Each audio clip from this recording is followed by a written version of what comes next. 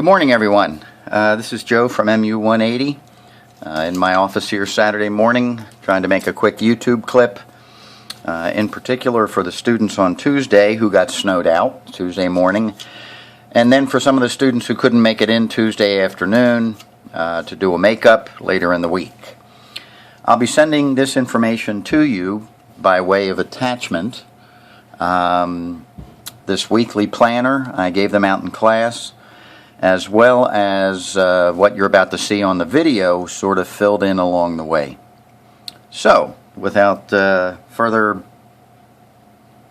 information, so to speak, I'm just going to continue.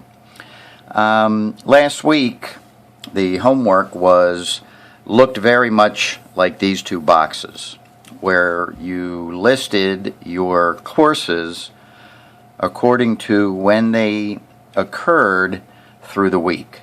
So this student, their first course through Monday was a sociology course, Monday, Wednesday, and Friday at 9 o'clock.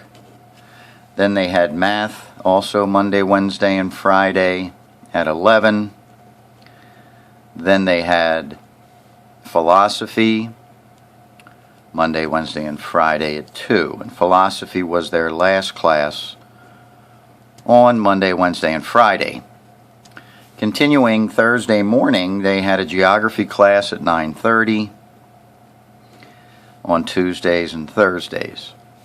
And then they had a music class at 1 o'clock on Tuesdays and Thursdays.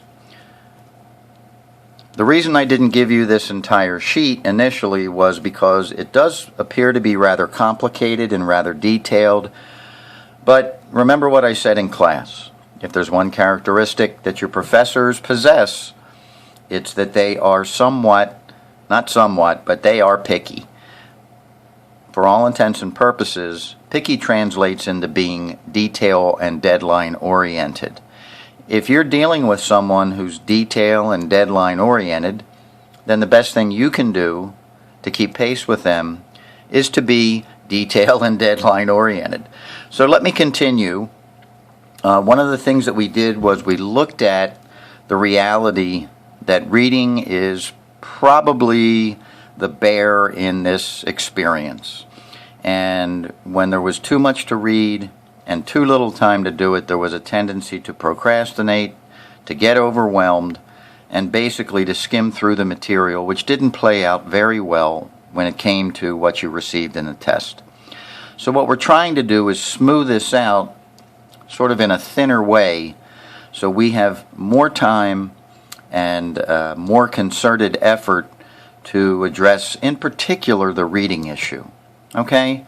So one of the things we did was we looked at Soc 210, Chapter 2 the professor was going to lecture on. It was about 30 pages, and I would need about 3 hours. We're going to use a 10 pages per hour formula in the planning process, and you'll see that's relatively easy to do.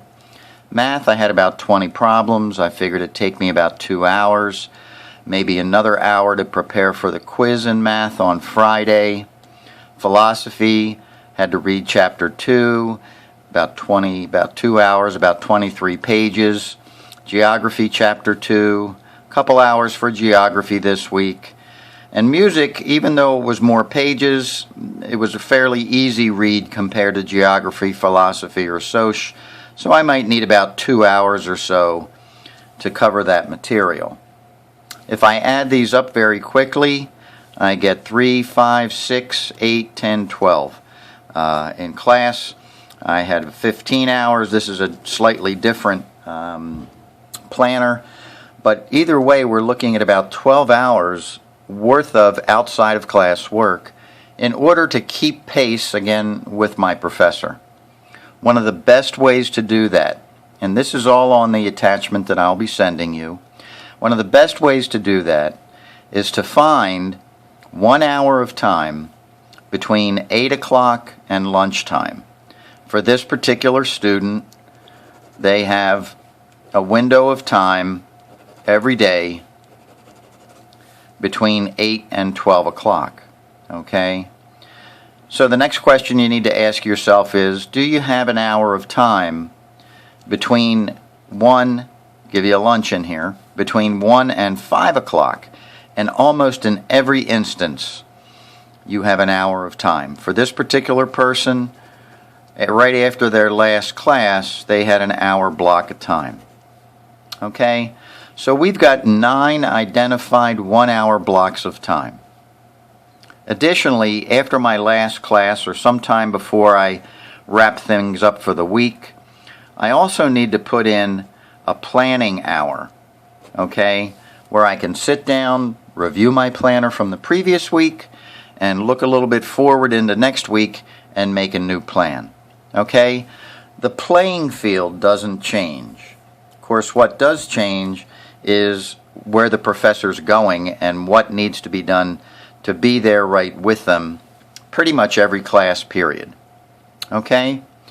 So if I look at this rather simplistically, if I have 9 1-hour blocks of time and I read somewhere around 10 or 12 pages per hour, then using this type of strategy, and again, this is a tool, using this type of strategy, I can read 90 to 110 pages rather effortlessly all before 5 o'clock. And one of your goals should be to focus on your reading, since it's the most challenging part of your academic experience, and let non-reading activities go later in the day. For reading, we need to hit a sustained reading index. We need to get our brain in gear. The problem is, once we get it in gear, it can only stay there for about 20 minutes. So all things being equal, it's actually easier to do a math problem after dinner than before. It's easier to do a math problem after dinner than to read after dinner. It's also easier to review material. It's easier to polish material, okay, and to do a presentation, because that takes less intensive energy than reading does. So try to get your reading done before 5 o'clock. Try to do it, identify 1-hour blocks, one before lunch, one after lunch, and try to be consistent in your approach. It will pay off in the long run. I think I'm going to stop right there.